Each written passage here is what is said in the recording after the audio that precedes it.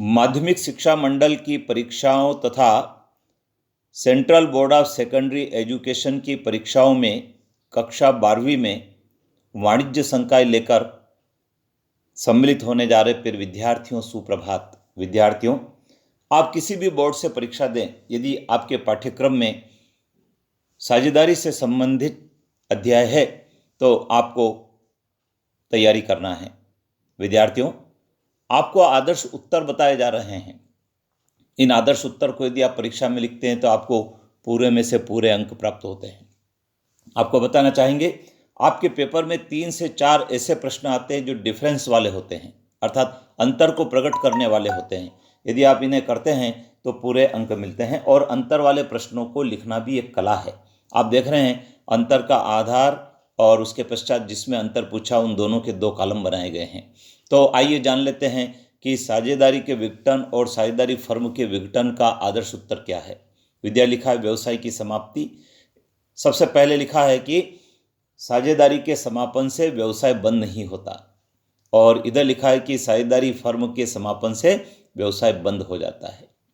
फिर साझेदारी के समापन पर फर्म का समापन अनिवार्य नहीं है, फर्म अपना कार्य जारी रख सकती है, लेकिन फर्म के समापन से साझेदारी भी अनिवार्य रूप से समाप्त हो जाती है, फिर आगे व्यवसाय नहीं हो सकता। इसी प्रकार आपसी संबंध लिखा है कि इसमें आपसी संबंधों का विच्छेद नहीं होता, जबकि साझेदारी फर्म के समापन पर सभी साझेदारों के आपसी संबंध विच्छेद हो जाते हैं।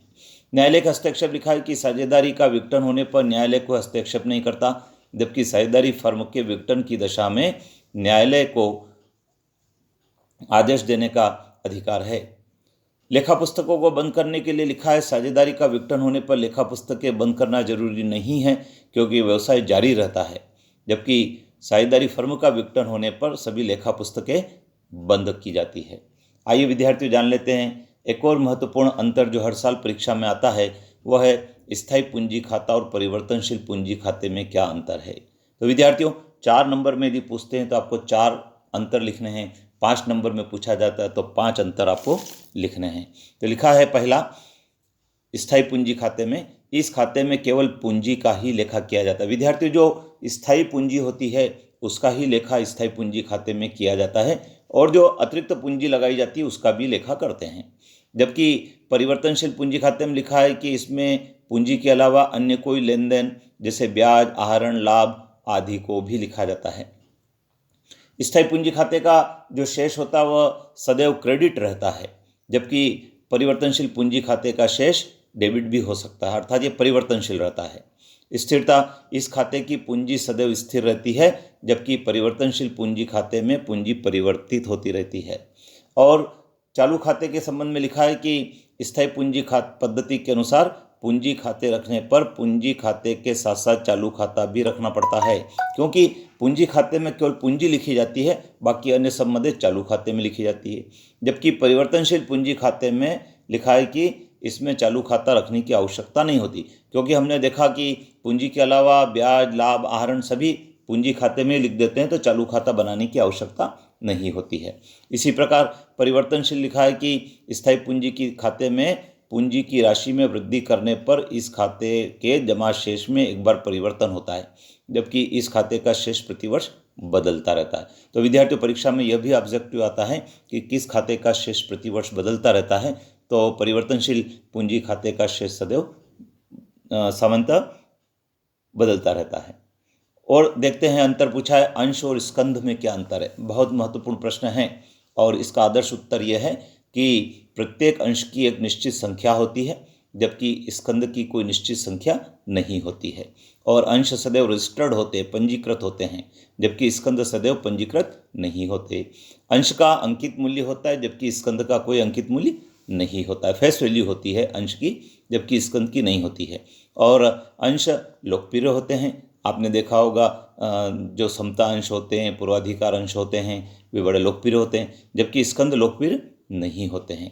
और सदस्यता का लिखा है कि अंशधारी कंपनी के सदस्य होते हैं, जबकि ऋण इसमें लिखा है स्कंदधारी का सदस्य होना आवश्यक नहीं है। आइए विद्यार्थियों, एक और प्रश्न को जान लेते हैं, वह है अंशधारी और ऋण पत्रधारी में क्या अंतर है। बहुत महत्वपूर्ण प्रश्न है विद्यार्थियों। लिखा है कि अंशधारी कंपनी के स्वामी होते हैं, जबकि ऋण पत्रधारी कंपनी के ऋणदाता कहलाते हैं।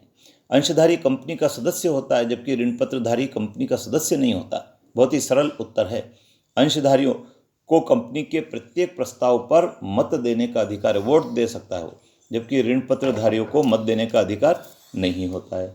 और प्रतिफल लिखा है कि अंशधारी कंपनी के लाभ में से लाभांश प्राप्त करता है, उसको डिविडेंड पाने का अधिकार होता है, जबकि ऋण पत्रधारी ऋण की राशि पर इंटरेस्ट प्राप्त करता है, ब्याज प्राप्त करता है। और अंशधारी को कंपनी के प्रबंधन में भाग लेने का अधिकार होता है, जैसा कि हमने देखा वो मत भी दे सकता है।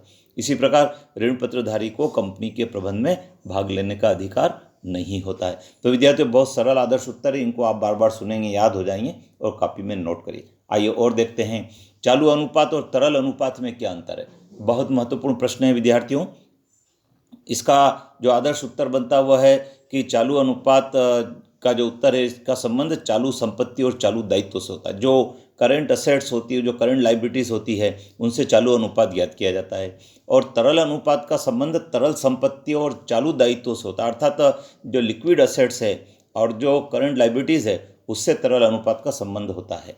फिर लिखा है कि यह अनुपात दायित्वों के 1 वर्ष के भुगतान की स्थिति को बताता है। जब हम यह अनुपात ज्ञात करते हैं तो 1 वर्ष के भुगतान की स्थिति मालूम पड़ती है दायित्वों की। और यह अनुपात बताता है कि व्यवसाय अपने चालू दायित्वों को 1 माह या शीघ्र भुगतान कर सकता है या नहीं।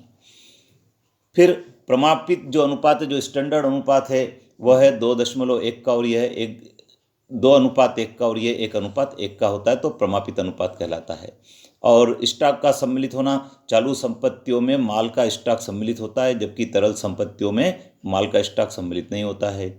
और जो सूत्र है इस अनुपात को निकालने का, वो सूत्र है चालू संपत्तियां बटा चालू दायित्व, और यहाँ पर है तरल संपत्तियां बटा चालू दायित्व। तो विद्यार्थियों, आपको तरल संपत्ति किसे कहते हैं, चालू दायित्व क्या होता है, चालू संपत्ति क्या होती है, इनको भी जान लेना चाहिए, जिससे कि आप जब अनुपात की गणना करें तो काम आपके लिए आसान हो सकता है। आइए विद्यार्थियों, एक और जान लेते हैं, यह भी हर साल परीक्षा में आता है, रोकड़ प्रवाह विवरण और कोष प्रवाह विवरण में क्या अंतर है। विद्यार्थियों, रोकड़ प्रवाह विवरण जो है यह कोष का संकुचित अभिप्राय रोकड़ पर आधारित है, जबकि यह कोष की विस्तृत व्याख्या तथा शुद्ध कार्यशील पूंजी पर आधारित होता है। और रोकड़ प्रवाह अनुपात का जो संबंध होता है मात्र रोकड़ से होता है, जबकि कोष प्रवाह का संबंध कोषों के आयोजन से होता है। और रोकड़ प्रवाह विवरण का क्षेत्र संकुचित होता है, जबकि कोष प्रवाह विवरण का क्षेत्र व्यापक होता है। आपने निश्चित रूप से cash flow statement end fund flow statement को पढ़ा होगा, उससे ही संबंधित ये प्रश्न है। और रोकड़ प्रवाह विवरण, इसमें लेन देन का हेरफेर कर पाना सरल नहीं है और इसमें हेरफेर किया जाना संभव है।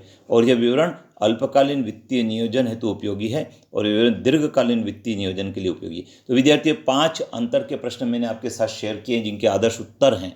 आप इनको नोट कर लें और कॉपी में नोट करने के पश्चात बार बार दोहराएं और लिखकर देखेंगे तो परीक्षा में इनके आने पर ये सही होंगे। और जब आप इस प्रकार के उत्तर लिखेंगे तो आपको निश्चित रूप से परीक्षा में पूरे में से पूरे अंक मिलने वाले हैं। विद्यार्थियों, अपने मित्रों को भी बताएं, चैनल पर बने रहें, क्योंकि मैं आपको इस चैनल के माध्यम से विभिन्न प्रश्नों के आदर्श उत्तर शेयर कर रहा हूं, जो परीक्षा में आपको पूरे अंक दिलवाने वाले हैं। जय हिंद।